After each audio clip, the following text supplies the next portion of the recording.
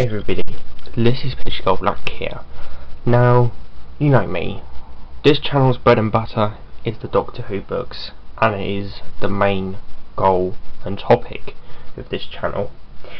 Over the years, I have read and reviewed many Doctor Who books, from the very overrated to the absolutely bananas and insane, to what is quite frankly the worst piece of media I have ever had the displeasure of experiencing. But now it is time for the 50th Doctor Who book review on the channel, in which today, for the Skulls Reviews episode 47, and for the 50th review on the channel, 50th Doctor Who book review on the channel, I shall be reviewing this, World Game by Terrance Dicks. So without further ado, let us begin this review. Okay then, so let us start off the review by taking a look at the presentation of this Doctor Who book. We have BBC Books, Doctor Who, World Game, Terrance Dicks, over 150 Doctor Who novels from BBC Books, and then for the cover itself, which has the sort of wraparound sort of effect that all sort of past Doctor Adventures and 8th Doctor Adventures do, and out of them all, I would say this is my personal favourite cover out of all of them. We have the Doctor in Napoleon Bonaparte get-up, with all sorts of warfare going on in the background, with this very nice sort of sepia tone going through the cover, or sort of filtering the cover behind the second Doctor, with all sorts of soldiers and stuff there, with a tree, gloomy sort of sky, and then that just sort of continues around, and it's very beautifully realised, and it's just an absolutely stunning cover in my opinion. And then for the spine, we have quite possibly the most interesting thing in Doctor Who book, in the sort of past Doctor and 8th Doctor book range, or the sort of most interesting oddity. As you probably know, in the range, the spines sort of come laid out with the Doctor Who logo, the sort of shrunken down bit of the cover, the title of the book, and then the author's name, and then BBC with a bit of the cover sort of in the background. And as you can clearly see, my copy of World Games doesn't have the Doctor Who logo, as you can see on my copy of Bunker Soldiers, and all other PDAs and EDAs did have this, apart from World Game.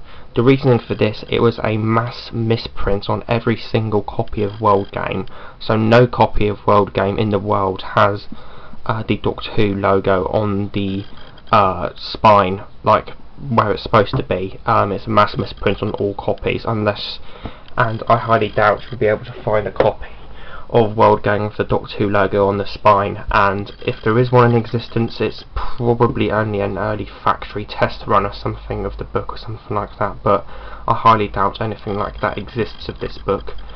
Yeah, and then for the back we have that shrunken down bit of the cover, and I forgot to say, you've got shrunken down bit of the cover there, World Game, Terrance Dicks, BBC, continuation of the cover.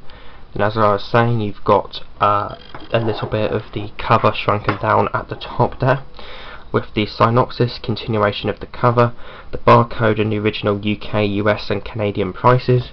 Doctor and TARDIS are trademarks of the BBC down there in the corner. And now for the synopsis.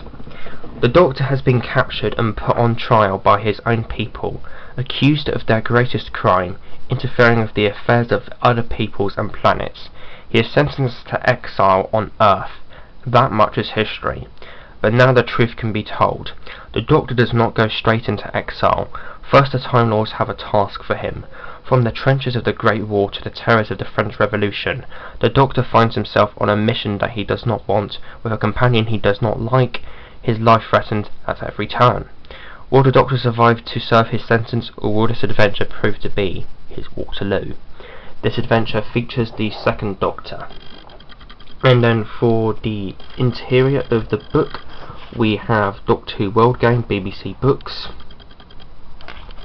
various copyright guff, and then the beginning of this Doctor Who book This is a, let's have a little look here, 282 page long Doctor Who book spread across a prologue, 37 core chapters and a historical notes at the back there.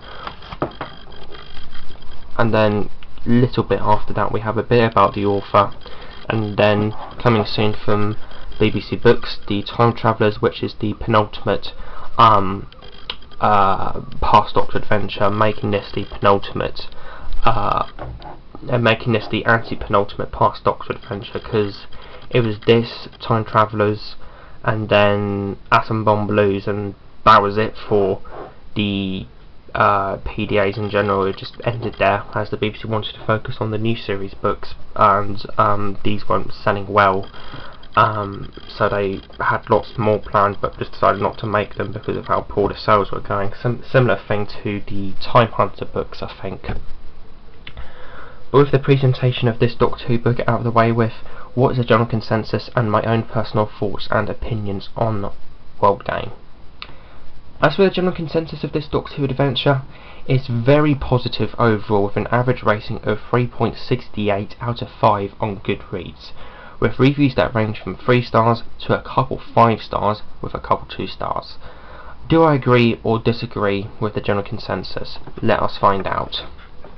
If you've seen my players review that I did a couple episodes back, you'll know that I think Terrance Dicks has started up a whole game story arc as a continuation to the War Games, which I actually rewatched recently, I think, in sort of almost preparation for this review, I guess you would say, and I enjoyed it thoroughly. Still a classic in my opinion, even though I can nitpick at it a lot. Like, for instance, the guards are literally wearing gimp suits, but I digress.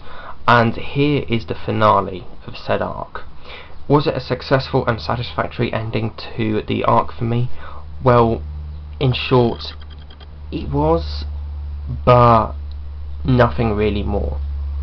Players was basically a sci-fi story that dabbled in historical and war politics, something which I was personally not a massive fan of within the novel. I personally felt it could have been much more interestingly realised. With World Game is much more with that. In fact, the only science fiction elements are of how the Doctor ended up in this adventure, with the trial from the War Games on Gallifrey. It's so minimal to the sci-fi to the point where I almost consider it to be more of a pure historical story with some very minor sci-fi elements rather than a pseudo. It's something like the Aztecs, with the whole theme of the inability to rewrite time. It's just not a theme with this case. It combines the war politics of the War Games, the political mysteries of the novels, the plotters and even the Roundheads, to an effect where it's just a near enough constant barragement of historical war politics. Now, to clear up some things, I like politics in Doctor Who. The Enemy of the World and Vengeance on Varos are amazing examples of Doctor Who doing politics right. It's just in Players and World Game, they weren't that interesting to me at all.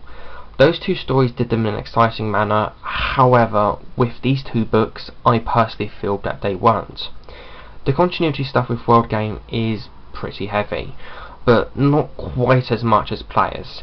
At the start of this book, it references the EVA, the end game, which is also part of the game arc, which I've managed to deduct from this book.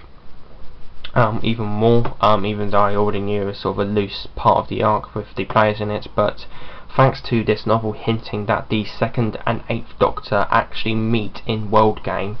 World Game is very much Endgame is very much a part of the what sort of game trilogy, as I like to call it. It very much acts as a finale for the game trilogy, with Players acting as a beginning, Endgame as a middle, and this book as an end.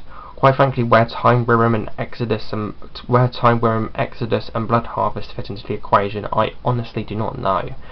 The novel Players of which actually acts as a prequel to Time Worm, Exodus, and a sequel to Blood Harvest, hence why I mentioned them. Terrance has also managed to cram in quite a few continuity references to other works by him and other Doctor Who adventures. For instance, the Raston Warrior robot from the 5 Doctors, which I also recently watched about a month ago now, makes an appearance, and then a vampire referencing the state of decay and the whole conflict between them and the Time Lords makes an appearance. The Doctor disguising himself as another person from The Enemy of the World, Salamander, Power of the Daleks, Lesterson, and the War Games episode 2 as that soldier, and the Highlanders where he interpreted or sort of played under the disguise of Dr. von Werner or something like that, are all reflected by the Doctor impersonating Napoleon towards the end of the book. On top of that, the first chronological use of the psychic paper from the new series happens in this book, which means that this was published or produced or written sometime during series 1.